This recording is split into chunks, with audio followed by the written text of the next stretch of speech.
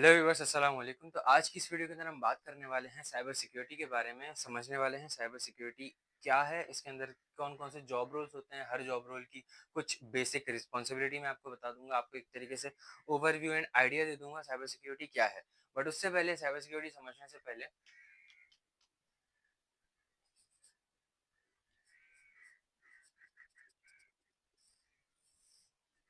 हमें समझना पड़ेगा सिक्योरिटी क्या है। सिक्योरिटी एक तरीके से एक अपने आप में ना बहुत बड़ा टर्म है। इसके अंडर काफी सारी चीजें आती हैं। इसके अंडर क्या क्या आता है? सबसे पहले हमारे पास आती है फिजिकल सिक्योरिटी।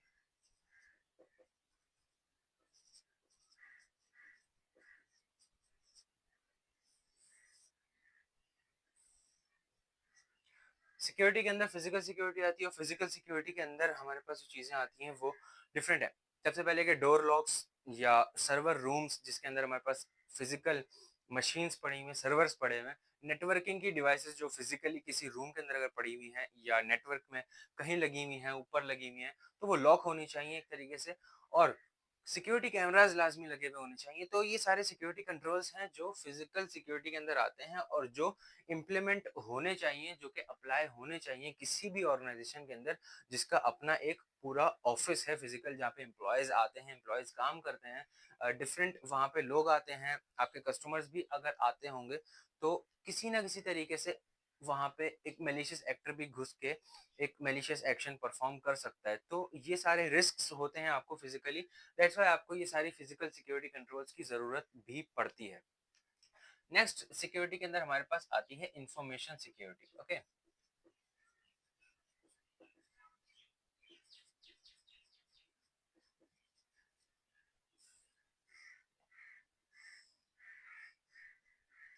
इंफॉर्मेशन सिक्योरिटी और इंफॉर्मेशन सिक्योरिटी हमारे पास दोनों हो सकती हैं। फिजिकली इंफॉर्मेशन भी कहीं रखी भी हो सकती है। लेट्स से आपके ऑफिस के अंदर बहुत सारे ऐसे फिजिकल डॉक्यूमेंट्स होते हैं जो पड़े हुए होते हैं, फाइल्स होती हैं डिफरेंट, जिनके प्रिंट आउट्स निकाल के आप रखते हैं अपने सामने, फिजिकली अपने सामने रखे हुए होते हैं आपके डेस्क के ऊपर। तो उनकी फिजिकल सिक्योरिटी भी हमें चाहिए। तो एक तरीके से इंफॉर्मेशन सिक्योरिटी इस फिजिकल सिक्योरिटी से एक तरीके से ना लिंक हुई भी है किसी न किसी तरीके से। इन दोनों का आपस में थोड़ा बहुत कनेक्शन जो है। बट इंफॉर्मेशन सिक्योरिटी ज्यादातर मोस्टली कहलाती है डिजिटली। जो हमारे पास इंफॉर्मेशन है ना, जीरोस एंड वंस, जो बिट्स की सूरत में इंफॉर्मेशन हमारे डिवाइसेस के अंदर, हार्ड डिस्क के अंदर, मेमोरी कार्ड्स के अंदर, मोबाइल फोन्स के अंदर, कैमरास के अंदर, डिफरेंट नेटवर्किंग डिवाइसेस के अंदर, स्विचेस के अंदर जो हमारे पास इंफॉर्मेशन सिक्योर हुई हुई है, इंफॉर्मेशन जो पड़ी हुई है, स्टोर हुई हुई है, उसकी डिजिटली अगर सिक्योरिटी की बात की जाए ना, तो हमारे पास आती है साइबर सिक्योरिटी। तो साइबर सिक्योरिटी एक तरीके से इंफॉर्मेशन सिक्योरिटी की ही एक सब फील्ड है या उसके नीचे एक सब कैटेगरी है। और साइबर सिक्योरिटी के अंदर हमारे पास बहुत सारी चीजें आ जाती हैं। क्लाउड सिक्योरिटी आ जाती है, इंफॉर्मेशन की सिक्योरिटी, एक तरीके से नेटवर्क डिवाइसेस की सिक्योरिटी आ जाती है, नेटवर्क सिक्योरिटी आर्किटेक्चर हमारे पास आ जाता है। इसके अलावा फाइल्स की सिक्योरिटी आ जाती है, मोबाइल एप्लीकेशंस की, वेब एप्लीकेशंस की, डेस्कटॉप एप्लीकेशंस की, सॉफ्टवेयर्स की, ऑपरेटिंग सिस्टम्स की, नेटवर्क्स की। तो ये सारी सिक्योरिटी हमारे पास साइबर सिक्योरिटी के अंदर आती है, बिकॉज वो जितनी भी इंफॉर्मेशन जो कि बिट्स की सूरत में डिवाइसेस के अंदर, नेटवर्क्स के अंदर, केबल्स के अंदर, मेमोरी कार्ड्स के अंदर, स्टोरेज यूनिट्स के अंदर, सर्वर्स के अंदर, नेटवर्क डिवाइसेस के अंदर, कहीं भी कोई भी इंफॉर्मेशन अगर हमारे पास डिजिटली जीरोस एंड वंस या बिट्स की सूरत में पड़ी हुई है या ट्रेवल कर रही है, तो उसकी अगर सिक्योरिटी की बात आएगी तो हमारे पास साइबर सिक्योरिटी के अंदर वो सारी चीजें आ जाएंगी। ठीक है, अब हम बात करते हैं जॉब रोल्स साइबर सिक्योरिटी के अंदर क्या क्या है। तो यहाँ पे मैंने जितने जॉब रोल्स आपके आपके सामने लिखे हैं, ये मेजर जॉब रोल्स हैं जो मेजर कॉमनली जो होते हैं साइबर सिक्योरिटी के अंदर। इसके अलावा और बहुत सारे होते हैं साइबर सिक्योरिटी के अंदर। बहुत सारे जॉब रोल्स हैं, हर स्पेसिफिक फील्ड और रिक्वायरमेंट के हिसाब से जॉब रोल क्रिएट हो जाता है। सबसे पहले आता है पेनिट्रेशन टेस्टर। पेनिट्रेशन टेस्टर क्या करता है? Penetration tester mobile application, web application, desktop application, software, cloud networks, इन सारी चीजों के अंदर लूप होल्स निकालता है, सिक्योरिटी इश्यूज निकालता है, कुछ ऐसे सिक्योरिटी मिसकॉन्फ़िगरेशंस, सिक्योरिटी इश्यूज या वल्नरेबिलिटीज कुछ ऐसी निकालता है जिससे कोई एक मैलिशियस एक्टर घुस के आपके नेटवर्क सिस्टम या एप्लीकेशन को नुकसान पहुंचा सकता है। तो वो सारी चीजें ये पेनिट्रेशन टेस्टर पेन टेस्टिंग के थ्रू निकालता है। पेनिट्रेशन टेस्टिंग की इंगेजमेंट्स या पेनिट्रेशन टेस्टिंग असेसमेंट्स या वल्नरेबिलिटी असेसमेंट्स या पेनिट्रेशन टेस्टिंग होती है और ये सारी चीजें निकल के रिपोर्ट की जाती हैं। उसके बाद जो है सिक्योरिटी बेहतर बना दी जाती है उन सारे सिस्टम्स, एप्लीकेशंस या नेटवर्क्स की। ठीक है, नेक्स्ट हमारे पास आता है threat Hunter. Threat Hunter basically क्या करता है, थ्रेट्स को हंट करता है, डिफरेंट जो कंपनीज के आपके थ्रेट्स होते हैं उनको हंट करता है, एंड इसके अलावा डिफरेंट सिक्योरिटी इश्यूज को या फाइंडिंग्स को, इश्यूज को मैप करता है अटैक फ्रेमवर्क से। अब माइटर अटैक फ्रेमवर्क आपको अगर नहीं पता तो मैंने इस पे वीडियो बनाई हुई है, आपको डिस्क्रिप्शन में या मेरे चैनल पे जाके देखने को मिल जाएगी। ठीक है, तो क्लाउड सिक्योरिटी, अब क्लाउड सिक्योरिटी के अंदर बहुत सारे जॉब रोल्स हैं। जीसीपी के अलग हैं, गूगल क्लाउड प्लेटफॉर्म के अलग हैं, कुबरनेटिस उसके अलग हैं।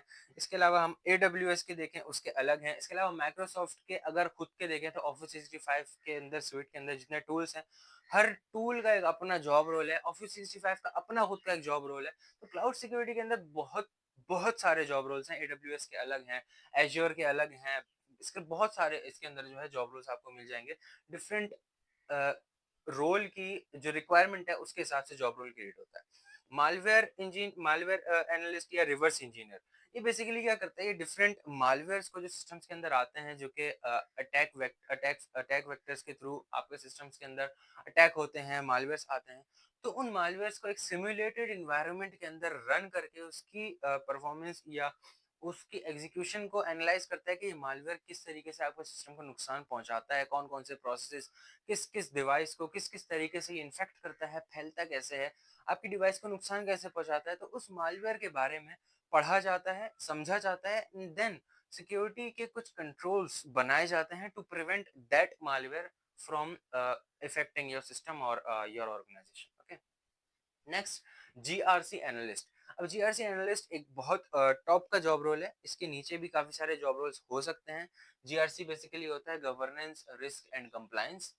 इसके अंदर मोस्ट ऑफ द टाइम आपका डॉक्यूमेंटेशन का काम होता है, लिखने का काम, word documents, excel documents, presentations, ये सारी चीजें आपको बनानी होती हैं। और कंप्लायंस को असेस करना होता है डिफरेंट रेगुलेशंस, स्टैंडर्ड्स के अगेंस्ट, कि आपकी कंपनी अगर जैसे कि लेट्स से फॉर एग्जांपल देता हूँ, आपको अच्छे तरीके से समझ आएगा। आपकी कंपनी अगर पेमेंट इंफॉर्मेशन में डील करती है और क्रेडिट कार्ड की इंफॉर्मेशन अगर आपकी कंपनी डील करती है किसी भी हवाले से, तो PCI DSS आपके ऊपर अप्लाई होगा।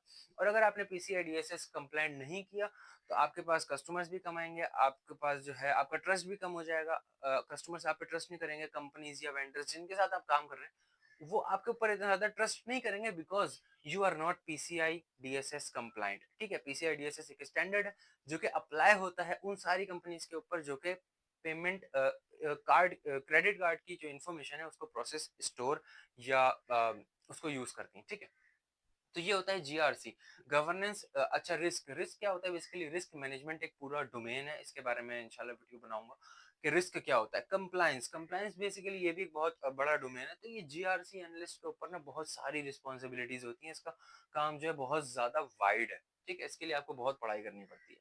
सॉक,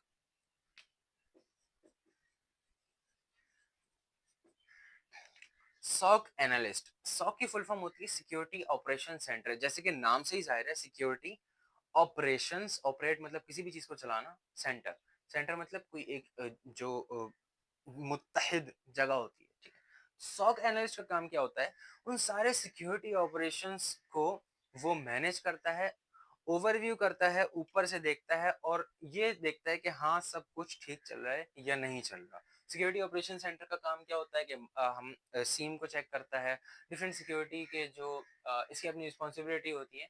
वो आप अगर किसी भी वो मैं आपको बताता हूँ, थोड़ी देर में एक ट्रिक बताता हूँ। इंसिडेंट रिस्पॉन्डर, ठीक है। अब इंसिडेंट को किस तरीके से रिस्पॉन्ड करना है, लेट्स से कंपनी में कोई इंसिडेंट हुआ। इंसिडेंट किसे कहते हैं, कोई भी एक ऐसा सिक्योरिटी का वाकया जिससे आपकी कंपनी को नुकसान पहुंच सकता है। ठीक है, तो उसको इंसिडेंट कहते हैं, जिससे आपकी कंपनी का रिस्क या कोई भी एक सिक्योरिटी एसेट खतरे में पड़ सकता है, कुछ इम्पैक्ट हो सकता है। ठीक है, उसको हम कहते हैं इंसिडेंट। तो उस इंसिडेंट को होने के बाद रिस्पॉन्ड करके क्या करना है कि इस सिक्योरिटी के जो इंसिडेंट हुआ है इससे बचा जा सके और आइंदा ये इंसिडेंट ना हो तो उसके बारे में क्या क्या करना है। ठीक है, वो इंसिडेंट रिस्पॉन्डर की रिस्पॉन्सिबिलिटी होती है। Last but not the least one, security trainer. Security trainer नाम से ही जाहिर है, ये अवेयरनेस की, सिक्योरिटी अवेयरनेस की ट्रेनिंग देता है डिफरेंट आपके जॉब रोल्स के हिसाब से। और एक जनरल ओवरव्यू के फिशिंग अटैक से आपने बचना कैसे है, लिंक्स पे क्लिक नहीं करना, कौन सी ईमेल को किस तरीके से आपने चेक करना है कि is it a phishing email और is it a legit email, ठीक है। तो ये सिक्योरिटी ट्रेनर की रिस्पॉन्सिबिलिटी होती है कंपनीज के अंदर। पीरियोडिकली ये सिक्योरिटी की ट्रेनिंग्स होती हैं, डिफरेंट कंपनीज के अपने प्लेटफॉर्म्स होते हैं जिसके ऊपर इन एम्प्लॉयज को रजिस्टर कर दिया जाता है, वहां पे वो अपनी ट्रेनिंग करते हैं ताकि उनकी जो ऑर्गेनाइजेशन है वो सिक्योरली रन हो सके और सारे ऑपरेशंस को सिक्योरली एग्जीक्यूट करके अपने जो गोल है उसकी तरफ जा सके। जिस ट्रिक के बारे में मैंने आपको कहा था कि अगर आपको किसी भी जॉब रिस्पॉन्सिबिलिटी या इसके अलावा किसी जॉब रिस्पॉन्सिबिलिटी के डिफरेंट, आपने ये देखना है ना कि उसके अंदर क्या क्या होता है या इस जॉब रोल में मुझे क्या क्या करना पड़ेगा if I am preparing for that job role. तो आपको सिंपली क्या करना है, लिंक्डइन या इंडीड या किसी भी ऐसे प्लेटफॉर्म पे जाना है जहाँ पे जॉब्स लिस्ट होती हैं, ठीक है। वहां पे जाके इस जॉब को सर्च करना है और उसकी जॉब डिस्क्रिप्शन के अंदर आपको ये सब कुछ मिल जाएगा कि आपको कौन कौन सी रिस्पॉन्सिबिलिटीज करनी पड़ती हैं।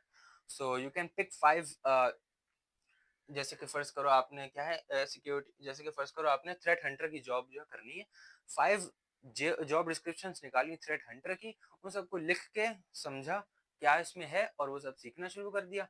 टाइम टू टाइम आप इस जॉब रोल के लिए प्रिपेयर हो जाओगे, ठीक है। सो आई होप ये सब कुछ आपको समझ में आ गया होगा। अगर कुछ समझ में नहीं आया तो कमेंट सेक्शन आपके लिए खुला है। इंशाल्लाह मिलते हैं नेक्स्ट वीडियो के अंदर। तब तक के लिए ख्याल रखिएगा। अल्लाह हाफिज।